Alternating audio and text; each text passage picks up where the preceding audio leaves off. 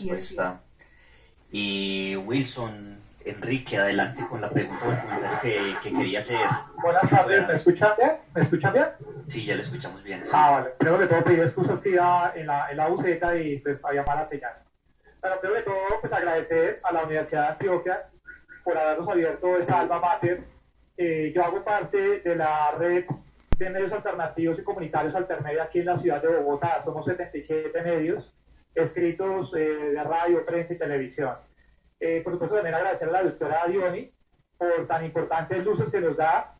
Ahorita precisamente venía del Congreso de la República, estaba hablando con la doctora Olga Lucía Velázquez, que invita cordialmente a todos los ciudadanos del país a participar de la audiencia pública a realizarse el día lunes desde las 8 de la mañana en el Salón Boyacá del Congreso de la República para hablar sobre la reforma a la salud. Doc, yo tenía una pregunta. Aquí en la ciudad de Bogotá, hablar de control social es un tema muy complejo, bueno, y en el país a veces es colocarse una lápida en el pecho, una diana. Aquí en la ciudad de Bogotá, como ejemplo, hay 900 instancias de participación ciudadana, más de 450 temáticas, pero desafortunadamente está hecha la norma, pero queda ahí, queda en una bonita biblioteca, en una bonita entidad, ilustrando, pero realmente quienes toman las decisiones son otros. ¿Cómo hacerlo para que esa participación ciudadana no se vea solamente en el papel, sino que también sea representativa y por supuesto no solamente sean voces, sino que también podamos poder decidir sobre nuestras propias decisiones? Claro, la audiencia pública es un ejemplo de ello.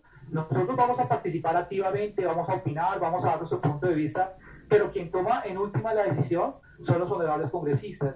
Y así sucede en muchos escenarios, Doc. Los comités de participación comunitaria en salud, los COPACUS, donde a veces ellos plantean una serie de situaciones, de novedades que vulneran los derechos de los beneficiarios del tema de salud, sin embargo no son tenidos en cuenta. ¿Cómo superar esa brecha o qué hacer?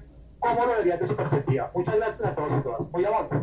Gracias, querido Wilson. Qué alegría tenerte en este grupo.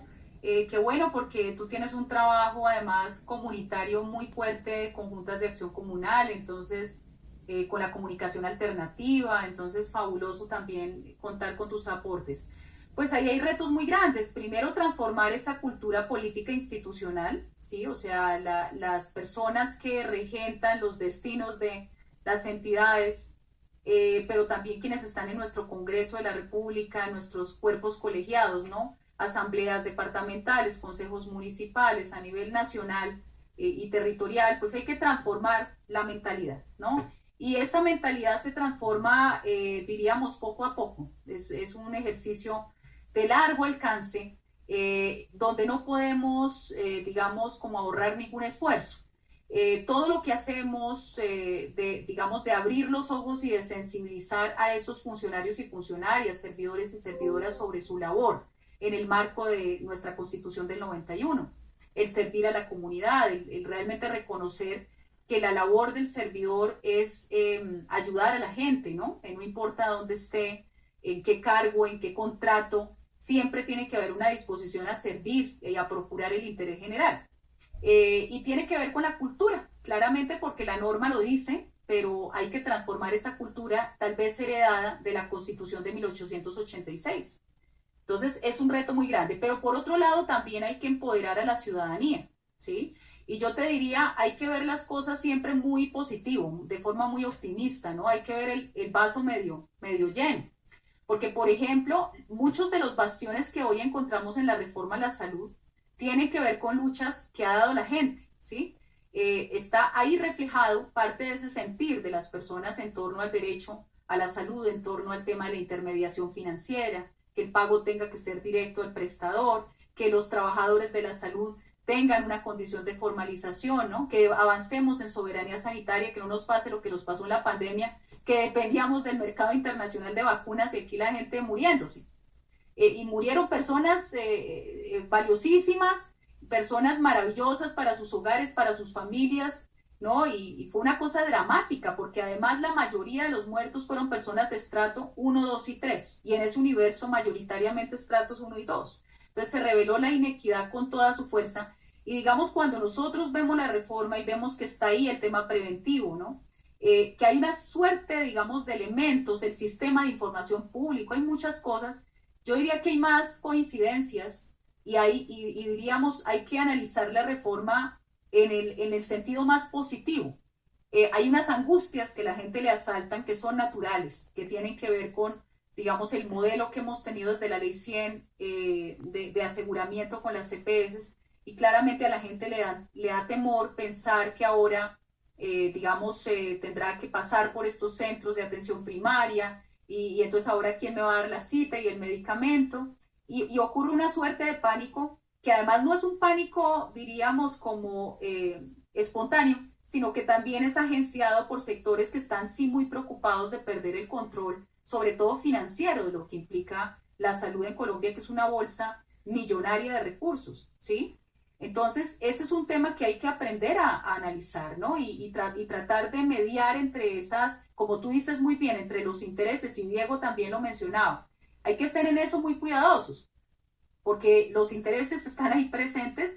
Les ponía algunos ejemplos con este asunto de las bebidas, de la publicidad engañosa, del problema del consumo del tabaco, pues esos intereses particulares siempre están, ¿no? Y nos tratan de convencer que, por ejemplo, el consumo de ese tipo de elementos es inofensivo. En algún momento de la pandemia escuchábamos, ¿no? La Asociación Colombiana de Salud Pública tuvo que emitir un pronunciamiento que decía que fumar era muy bueno para el sistema respiratorio, ¿no? Y nosotros, ¿qué?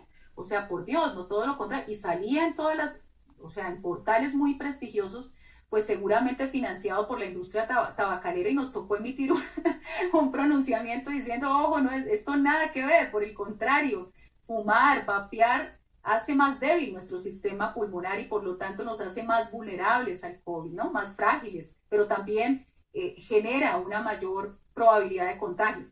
Entonces, querido Wilson, pues es seguir en la tarea, ¿no? Es hacer lo que tú haces todos los días, que me consta que es trabajo diario, ¿sí? Es seguir empeñados en eso, porque se van logrando las cosas, ¿sí? Se van logrando poco a poco, y entramos a un escenario como el Congreso, donde no se sabe qué va a pasar, pero es un escenario que tenemos que acompañar, porque no toma la decisión solo.